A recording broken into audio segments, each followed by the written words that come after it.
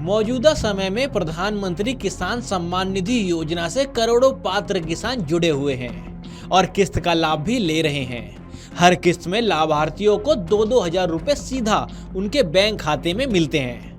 भारत सरकार डीबीटी यानी कि डायरेक्ट बेनिफिट ट्रांसफर के जरिए सभी लाभार्थियों के खाते में किस्त के पैसे भेजती है। लेकिन क्या आप जानते हैं कि अगर आप ये काम नहीं करवाते हैं तो आप किस्त के लाभ से वंचित रह सकते हैं।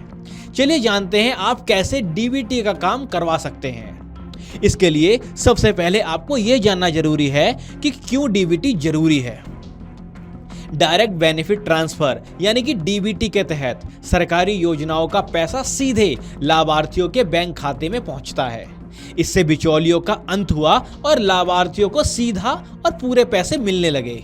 इससे भ्रष्टाचार में भी कमी आई और सबसे बड़ा फायदा यह हुआ कि सटीक और सही लाभार्थियों तक सहायता पहुंचने लगी।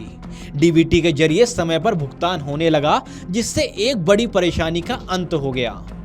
चलिए आपको बताते हैं कि आप डीबीटी ऑन कैसे करवा सकते हैं। सबसे पहला स्टेप, सबसे पहले आप अपनी बैंक की शाखा में जाइए, यानी जहां आपका अकाउंट खुला है। यहां पर जाकर संबंधित अधिकारी से मिलें और उन्हें बताएं कि आपको डीबीटी करवाना है। फिर आपको आधार लिंकिंग फॉर्म या डीबीटी सहित फॉर्म भरना होगा।